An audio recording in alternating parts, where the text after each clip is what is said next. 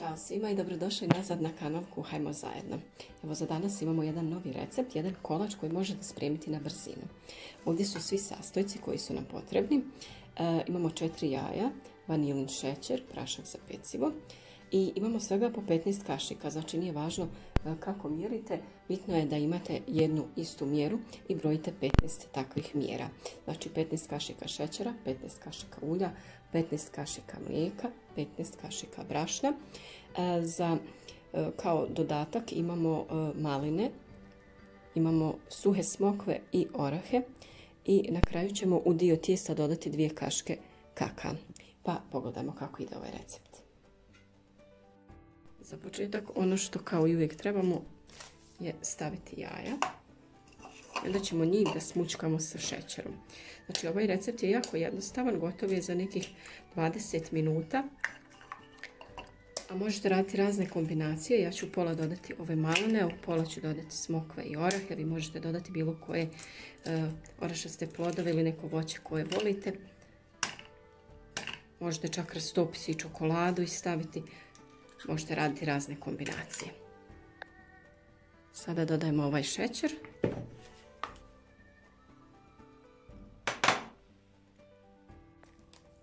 Vanilin šećer. A ovaj prašak za pecivo ćemo dodati u ovo brašno.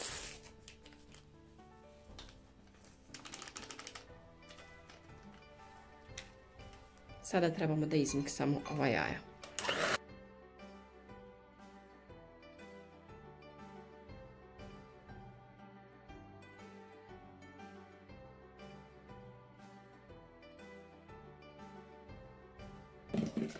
Morate da miksate barem 3-4 minute da vam se što više ovaj šećer rastopi i da dobijete gustu smisu. Sada ćemo lagano da dodajemo mlijeko i ulje.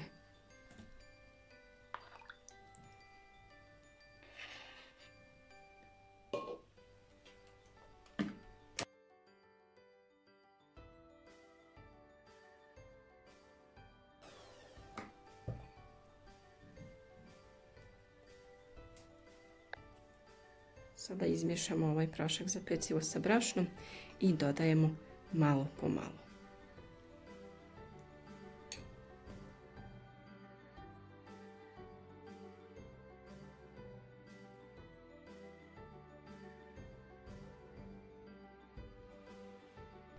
Sljedeći korak je da pobrašnite, u stvari pouljite prvo i onda pobrašnite jedan lim ili tepsiju i 2/3 ove smjese da naspete unutra.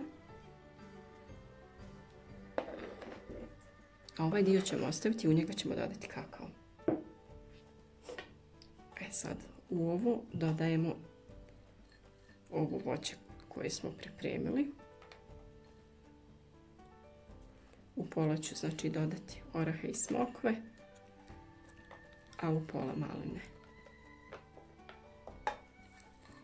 Kod nas je većinom bilo šta da se pravi se na 2 načina, jer jedni vole ovako, drugi onako, a tako i vi po vašem izboru možete dodati bilo koje voće ili plodove orašaste, sve što vi volite. Možete čak mrvice čokolade, vama je na izbor šta želite da stavite.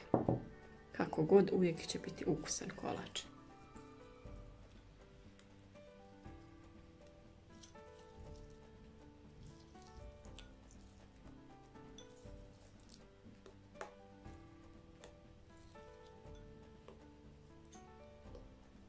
Pećnicu treba da ugrijete na 200 stepeni i ovaj kolač se peče otprilike nekih 20 minuta. Sve sastojke naravno ja ću napisati ispod videa, tako da možete da isprobate ovaj recept. Koliko vam se najavi neki gosti pa na brzinu trebate neki kolač, ovo je savršeno rješenje. Sada ovo stavljamo sa strane. I u ovaj ostatak tijesta dodajemo ovaj kakao.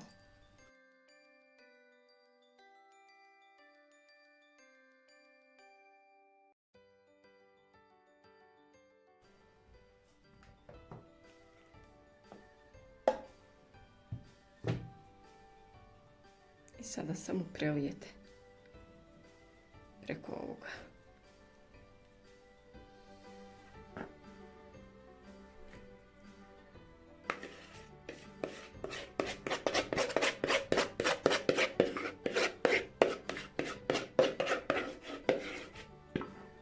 napravite neki uzorak, tako kada ga prerežete bit će ljepši.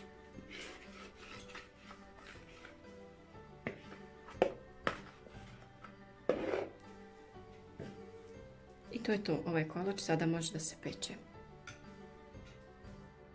Evo, dragi moji, na brzinu imate pripremljen jedan savršen kolač po vašem ukusu.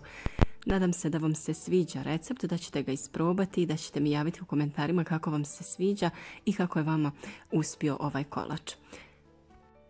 Ostavite jedan like, pretplatite se na moj kanal za više ovakvih recepata i naravno ostavite vaše komentare da znam da li vam se sviđa. Poslužite ovaj kolač uz kafu ili čaj i uživajte. Nadam se da ćete ostati i dalje sa mnom da kuhamo zajedno.